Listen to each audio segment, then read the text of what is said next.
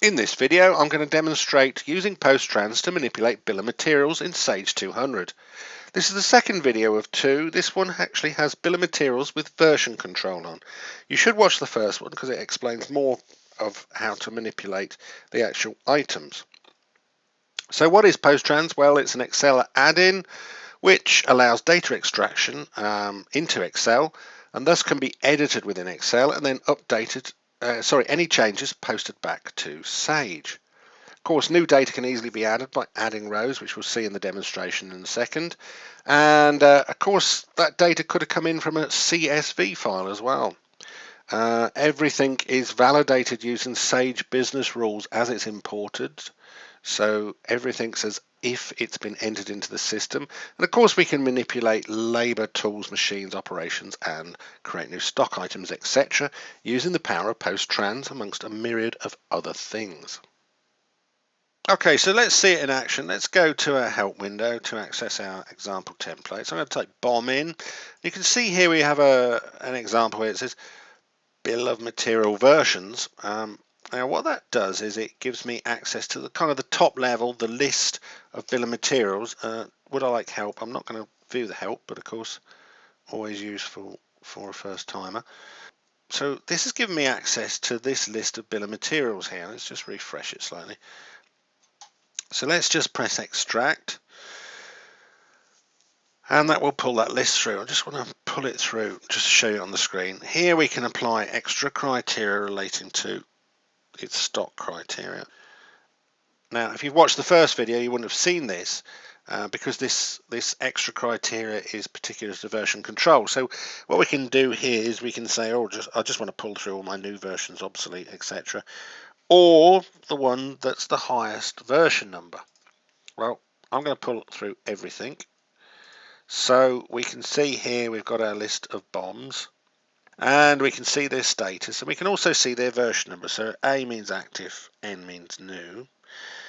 And I have a command column down here. So what I can do is from here I can say I would like to create a new version. So if I just space and tab away off the command column, you can see there the different options.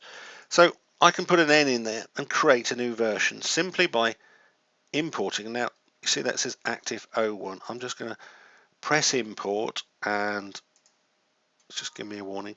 You can see there we've applied a new version. Because there was a new version 02. So it's given it a new version effectively.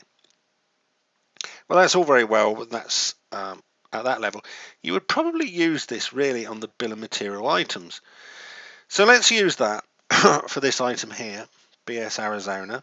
Again, if you saw the first video, we probably saw the different methods of extraction. Oh, look, I've already got that entered as a criteria here. Again, I can use the search column. But I'm going to click overwrite. Yeah, I'm going to pull through the highest version, which will be the active one, the currently active. So what are we seeing? We should be seeing here, yes, the version number. So that A there is denoting that that's active. It's version 0.25 of that build. We have a subcomponent. It's pulled through the subcomponent also. Now I want to create maybe a new version. Now on the first line I can put an N in, and what that would do is it will instruct PostTrans to create a new version. I could also put in create and activate. So that would create a copy, import all the items that are specified on this sheet, and then activate it. I think for the sakes of this demonstration, I'm just going to create a new one. Let's just set everything to a crazy value. So we're just here demonstrating what happens with the version numbers. The point is we're now taking this active version 0.25. We're going to create a new version, and it's going to have a whole set of different quantities. So let's press import. And you see there PostTrans said it was creating a new version, and now everything's posted. And the status has now changed to new, and it's changed to 0.26. Now, If I'd wanted to delete some lines out there, I probably would have removed them, because effectively what it's done is it said, okay, take this item, create a new version, and then add whatever's in the spreadsheet. So by removing it in the spreadsheet first, I don't need to put the X command in to delete the lines, because it only imports what's represented on the spreadsheet. So of course the proof is in the pudding, so let's go over and refresh our list, and of course now we see a new version of that bill of materials, version 26. And if we look in here, there's all my components, there's all the quantities because we changed them all, and there's all the operations that came over. So there we can see how quickly we kind of can change or create a new version of a bill of material. And like I say, if that command had been a C, it would have created and then activated that bill of material. If you're watching this video from YouTube, to go to our website, simply click on the link in the description below. If you're already on our website, you can scroll down slightly, and below this video you'll probably see some related links to associated articles. Let's just show you some of the resources on the website. Switch over, here's the home page. You can see here we have a series of menus at the top, and if you allow them to expand, you can see there all the different types of importation or extraction you can use with PostTrans and Sage, and also the transactions you can post. But importantly, there's a training section here. If we go to the training section, that describes in detail how to alter a PostTrans template using the tags that we briefly discussed in the demonstration.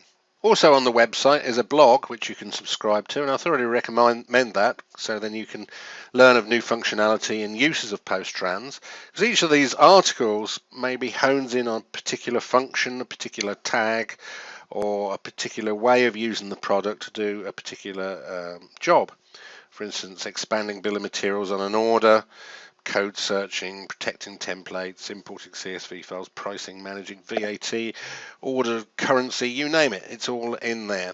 And that is easily accessible from the software itself. So if I switch back to a template, and this one's an order template, and I've just got the tag window open here on the right, but you'll see as I scroll down, this one here, TL description, which is the actual product description, actually has a blog article. So clicking on there takes me to that blog article and explains in great detail the implications of using that tag and the many different options, maybe in system setups, alters and behavior of that tag.